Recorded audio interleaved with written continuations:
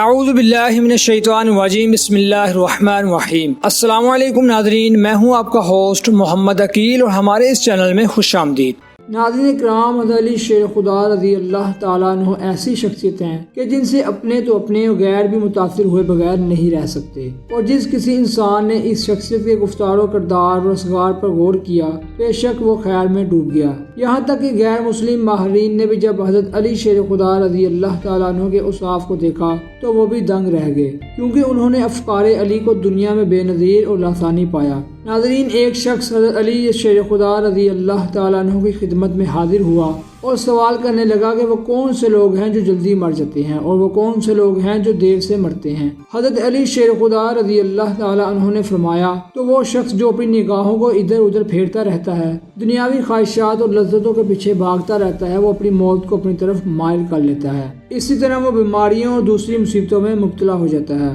اور پھر آخر کار مر جاتا ہے۔ اور وہ شخص جو اپنی نگاہوں کو جھکا کر چلتا ہے اور اپنے آپ کو کچھ نہیں سمجھتا اور اللہ کی رضا میں راضی رہ کر تکلیفوں اور مسائلوں میں بھی اللہ کا شکر ادا کرتا رہتا ہے، تو وہ شخص اپنی ہلاکت سے دیر تک بچا رہتا ہے۔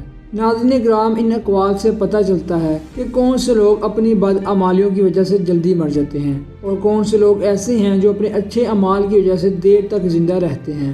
ناظرین، اسی طرح ایک روایت میں آتا ہے کہ ایک شخص آپ رضی اللہ تعالیٰ عنہ کی خدمت میں حاضر ہوا اور کہنے لگا کہ انسان کے بال کیوں سفید ہو جاتے ہیں۔ حضرت علی شیر خدا رضی اللہ تعالیٰ عنہ نے فرمایا کہ جب حضرت آدم علیہ السلام زمین پر تشریف لائے تو ان کے بال سفید ہونے لگے۔ انہوں نے اللہ سے دعا کی کہ میرے بال کیوں سفید ہو رہے ہیں۔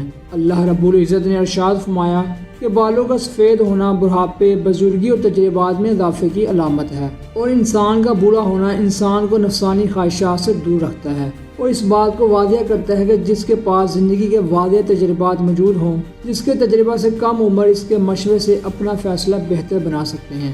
یاد رکھو، جوانی کے جوش سے زیادہ اللہ بوڑھے کے مشورے کو زیادہ پسند کرتا ہے، اور اسی لیے ہمیں چاہیے کہ اگر ہم کوئی فیصلہ کرنا چاہے تو اپنے بزرگوں کے فیصلے کو مد نظر رکھیں۔ ناظرین کرام، ایک اور روایت میں آتا ہے کہ کسی نے حضرت علی شیر خدا رضی اللہ تعالیٰ عنہ سے پوچھا کہ کم ظرف آدمی کی پہچان کیا ہے۔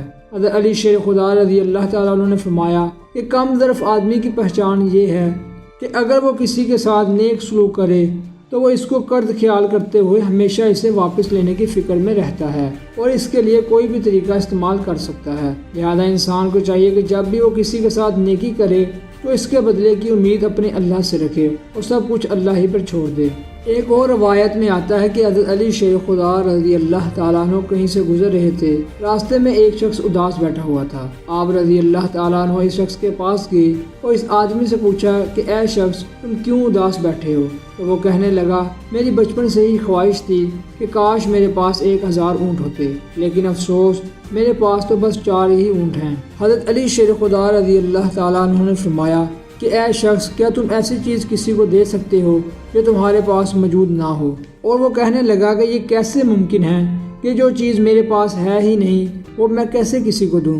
حضرت علی شیر خدا رضی اللہ تعالیٰ عنہ نے فرمایا، تو پھر تم یہ بتاؤ کہ تمہاری خواہش پھر 1000 اونٹ اپنے اندر کون سا سکون اور کون سی خوشی رکھتے ہیں، اور وہ تمہیں خوشی کیسے دے سکتے ہیں؟ یاد رکھو کہ جب تمہاری یہ خواہش پوری ہو جائے گی تو پھر تم کسی اور خواہش کی طرف بھاگو گے۔ اور تم ان لوگوں کو دیکھو جن کے پاس ہزار اونٹ ہیں، لیکن کیا وہ خوش ہیں؟ اور انسان اپنی خواہشات کے پیچھے تب تک بھاگتا رہتا ہے جب تک وہ پوری نہ ہو جائے، اور اس کے بعد بھی وہ خوشی سے محروم رہتا ہے۔ اگر آج تمہاری ایک آنکھ خراب ہو جائے تو تمہاری اولین خواہش یہی ہوگی کہ تمہاری آنکھ ٹھیک ہو جائے، اور اگر تمہارے دونوں کان خراب ہو جائیں تو تم سب سے بڑھ کر یہ چاہو گے کہ تمہارے دونوں کان فوراً ٹھیک ہو جائیں۔ اس لیے تمہاری خوشی تمہاری خواہشات میں نہیں بلکہ تمہارے وجود میں ہے، جو وقت اور حالات کے ساتھ تبدیل بھی ہوتی رہتی ہیں۔ اور انسان کا یہ مقصد نہیں کہ وہ ساری زندگی اپنی خواہشات کے پیچھے بھاگتا رہے، بلکہ انسان کا مقصد یہ ہے کہ وہ اپنے آپ کو سمجھے اور اپنے آپ کو تلاش کرے، کیونکہ انسان کی خوشی اسی کے وجود میں ہے۔ ناظرین گرامی، حضرت علی شیر خدا رضی اللہ تعالیٰ عنہ کے پاس علم کا بہت بڑا خزانہ تھا، جس سے ہماری بڑی رہنمائی بھی ہوتی ہے۔ نبی اکرم صلی اللہ علیہ وآلہ وسلم نے فرمایا کہ میں علم کا شہر ہوں اور علی اس کا دروازہ۔ اس کا مطلب ہے کہ حضرت علی شیر خدا رضی اللہ تعالیٰ عنہ کے پاس جو علم ہے وہ انہوں نے نبی کریم صلی اللہ علیہ وآلہ وسلم سے ہی سیکھا ہے۔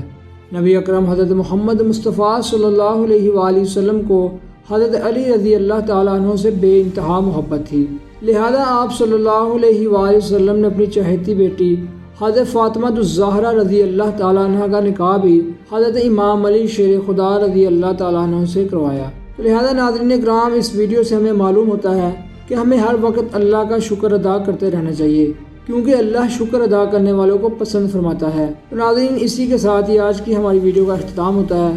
امید کرتے ہیں کہ آپ کو آج کی ہماری ویڈیو پسند آئی ہوگی۔